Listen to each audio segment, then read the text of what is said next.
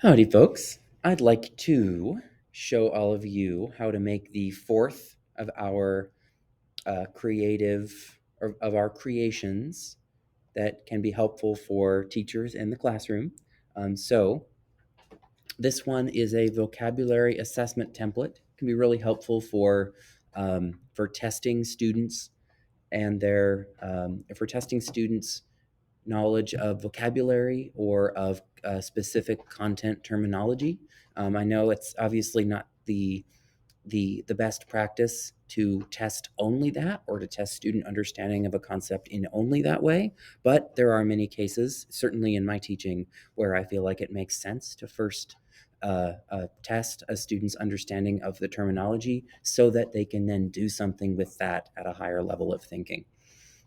So we're going to start with adjusting the document. Right now, our margins are 1 inch too big. We want the space that those margins are taking up right now. So we're going to go File and then Page Setup and change all these 1s to 0.5s.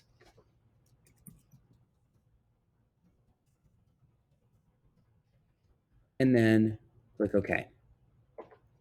All right. So we now have our 1/2 inch margins. We want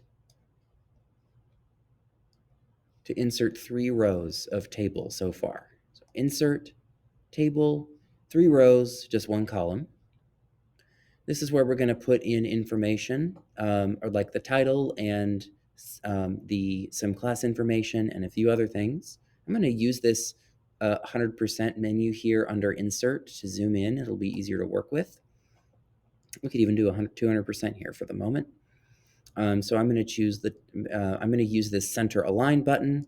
I want to actually center both of these two. So select them, click Center Align, and then my title here, it might be like Little Fires Everywhere, chapters 1 through 8, vocabulary.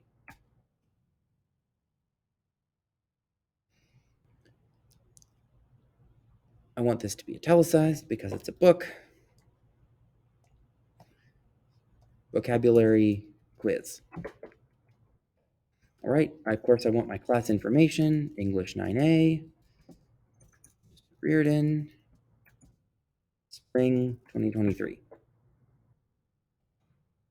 But then we want 4 columns, or at least I typically want 4 columns on the next row here for different pieces of information I gather from the student on anything I collect. So we're going to do a right click, and we're going to split the cell, and we're going to get 4 columns.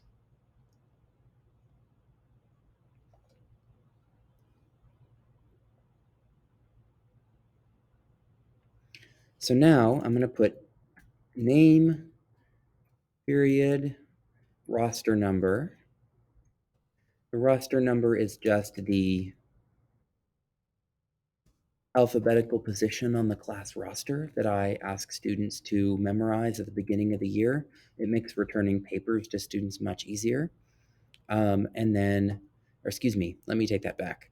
The roster number makes it really easy to alphabetize papers so that you can put them in the gradebook efficiently.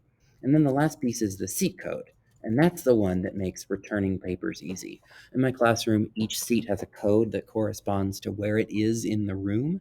And I can then, once I've entered scores into the gradebook, I can then put them in order by their seat code, and it takes like 3 minutes, if even that, to return papers to an entire class of students. We're going to bring this over a little bit here.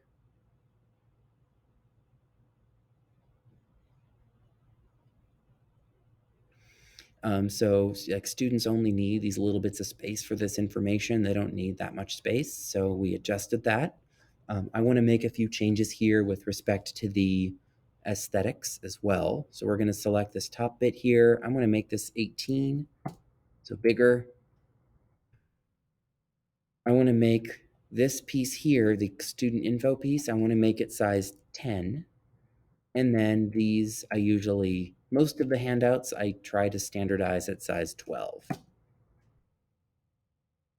All right, so We need to change the font. This is all Arial. Garamond is my preference. You can use whatever works for you. I like these to be bold as well. When you don't bold them, it just looks funny to me. And then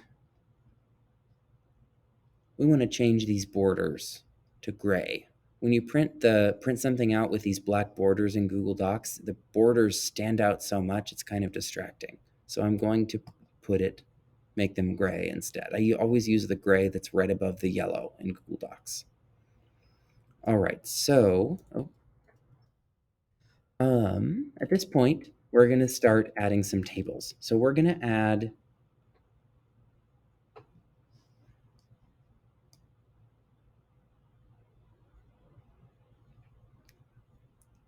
four 1-by-1 tables. The first one is going to be just a 1, like that. And we'll just leave it for a second. And then at this point, you can just keep inserting them, or you can do this shortcut and just copy and paste. So I have this one, I'm going to copy it, put my cursor down here, paste, paste, paste. Get rid of this extra space. So now we've got 4 of these. This first one is going to be for directions. And that's where I would type my directions. I might make this a little bigger if the directions end up taking 2 or 3 lines, just so that it doesn't seem so crowded with respect to the edges of the table. So next, I want this one here to become a word bank. So you have to think about how many total terms you're going to assess on this quiz. For most of my vocab quizzes, when it's just one page, the front of one page, it is 15 terms. Sometimes I manage to stuff 20 on the page, but that's about the maximum. So let's say this is a 15-question vocabulary-related quiz. I'm going to want this to be a word bank, so we're going to do a right-click, split cell, and I'm going to want, if I want room for 15 terms in my word bank, I'm going to want 5 columns and 3 rows.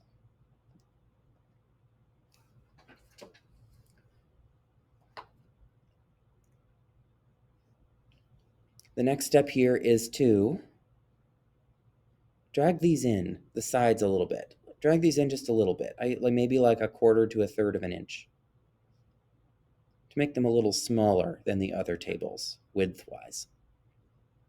Now we're going to distribute columns to make them all the same size, since we changed only the 2 on the ends.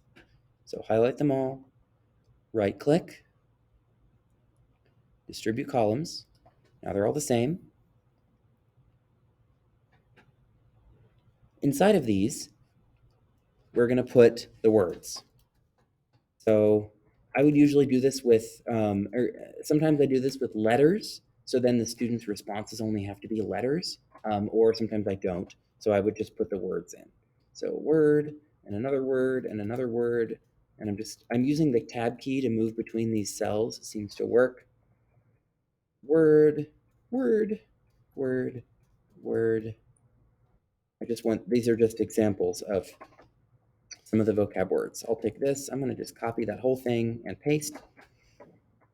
To copy, highlight, right click, copy is here, and then again to paste, highlight, right click, and then paste. So we have all our words in this word bank. I'm going to center them. So I want to select this, all of them, use this button to center.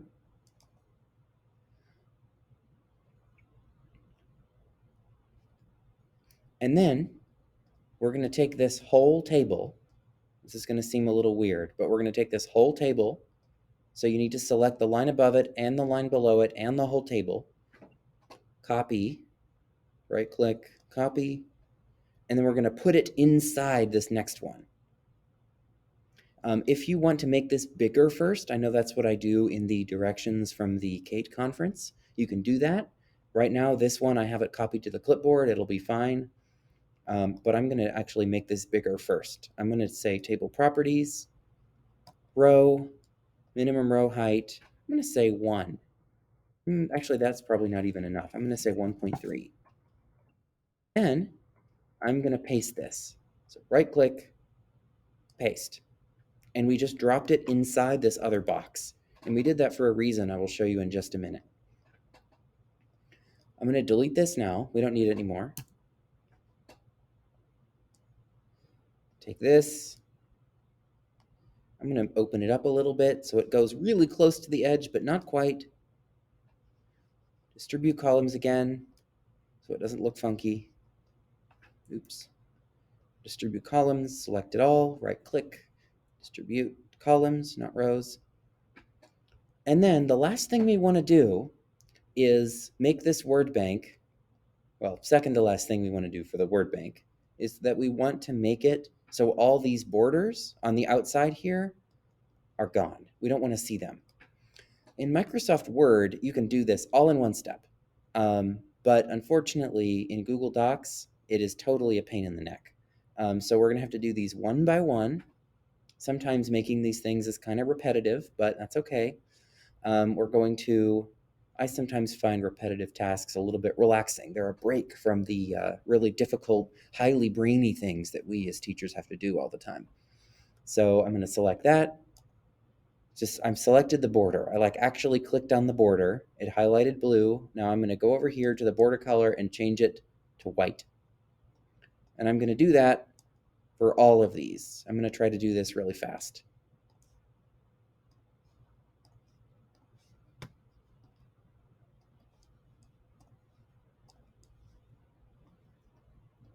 Actually, you know what?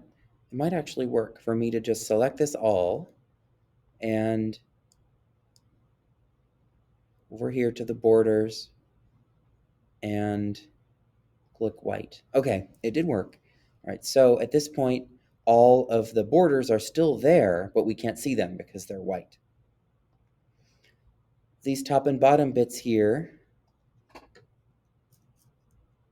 I'm going to click 1. I just changed the font size of that little spot there to 1. I'm not going to type anything there, but I'm just changing the font size so it takes up less space. I'm going to change this to 1 as well. Maybe click a backspace. All right, and then I'm going to make this a little smaller just by dragging it up as small as it goes. All right, so voila, we have a word bank. My font is wrong here. I'm going to take an opportunity in all of these to change the font to Garamond, make it 12, and change all these borders to gray. Oh, that filled it with gray. That's not what we want. We want this one. It's a really easy mistake to make. Be careful you don't change all these inside borders to gray. You just want to change the outside border. So you click here, and then just change the border. Click here, change the border to gray. All right, so this last box we have left here is going to actually become where the students respond to the prompts. So I'm going to just get rid of that space. And then we're going to split the cells into just 2 columns. I'm going to click right click, split cell, and we want 2 columns. And I want to take this and drag it over here. I usually like to give kids maybe, 1.5 inches of space for a response, maybe a little more if some of the words or concepts are longer. This is where the students would write their responses. And then you would write the definitions. And of course, you would need to make sure you write them in a random order. You don't want them to match because then that would make the quiz too easy. You can, if you want, if it works better for you, if you think it makes more sense, take the answers and put them over here and put the definitions on this side. Either way, it ends up working really well. So once you have done one row here, you can then add more rows. I'm going to do right click, insert row below, right click, insert row below. This is 3 of them. At this point, I can highlight the 3. I'm going to move this back over. I like it to be on the left side. highlight these three, and then right click, insert 3 rows below. Highlight, right click, insert 6 rows below. Now I've got 12. And then highlight 3 more, right click, insert 3 rows below. And now we have the 15 rows we need. I would number them here. Don't forget to number them. If you don't do that, then it makes talking about them a little harder.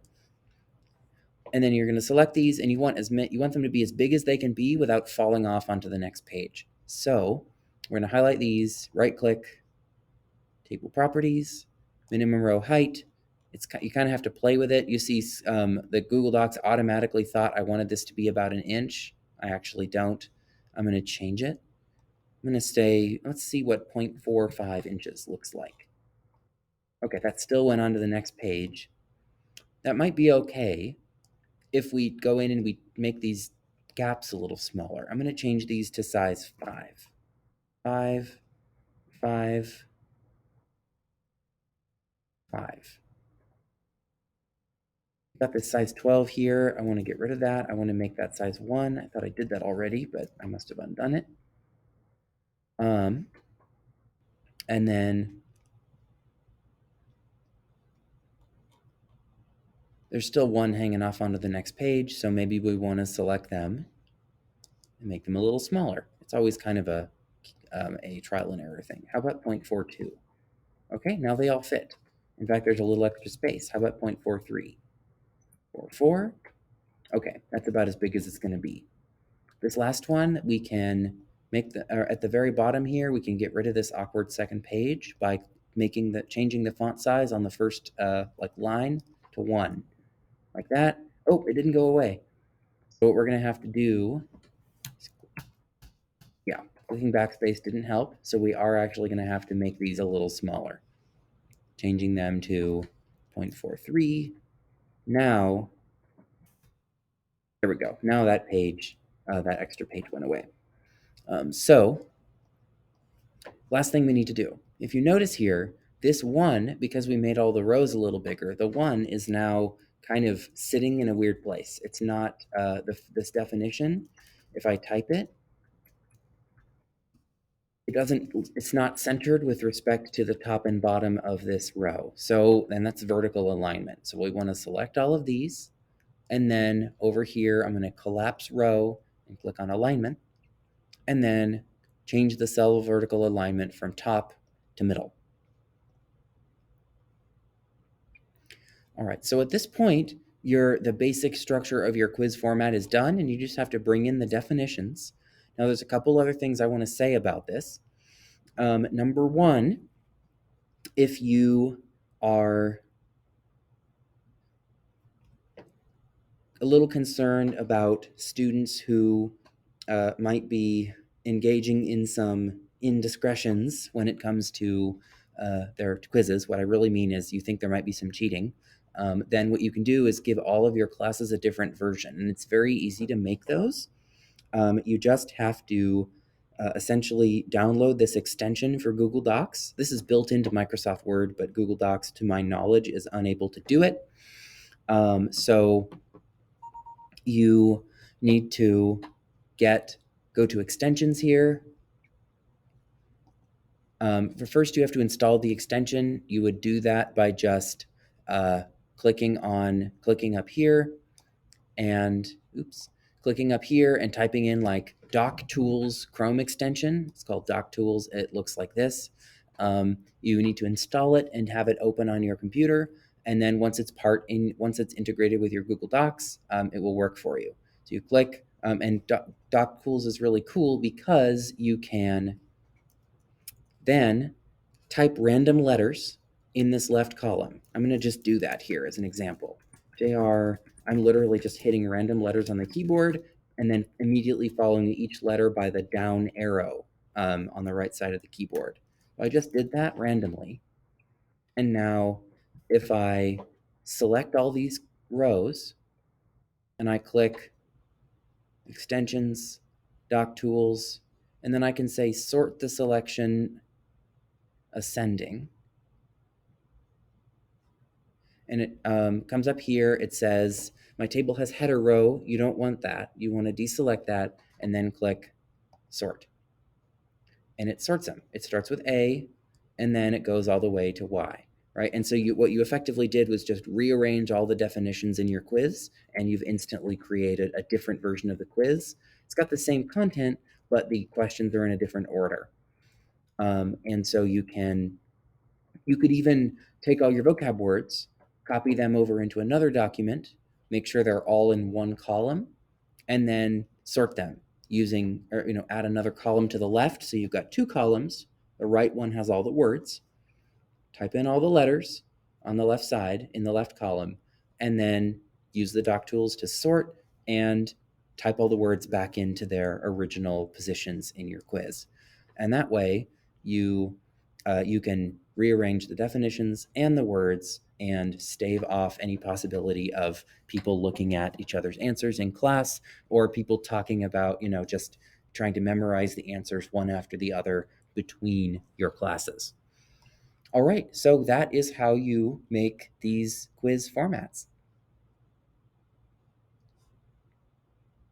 Oh, wait, there's one more thing I want to tell you, and that is the reason why formatting the quizzes this way is so interesting is because, or so helpful rather, is because once you have all the answers lined up like this in a consistent way, you can print one out and complete it yourself, and that's your answer key. And then you can essentially score 10 or 15 of them or more all at once. And so the actual process of scoring, when you go to score them, looks something like this. I'm going to have to move all this out of the way and show you a photo of what this looks like. Essentially, it looks like this when you're scoring them. You can see here, oh, where did that go? You can see here, if I zoom in, I've got an answer key over here. I did a fallacies quiz for my students. All the answers are here. And then on the left side, you can see, right, all you have to do is look at the answer and then track your vision across all the quizzes, right? And you can go really fast, especially if it's content that most of your students know. This, like you can easily score 30 of these in 15 or 20 minutes, if even that long. So it's really a really powerful tool for efficiency when it comes to assessing this level of content. All right, thank you, folks.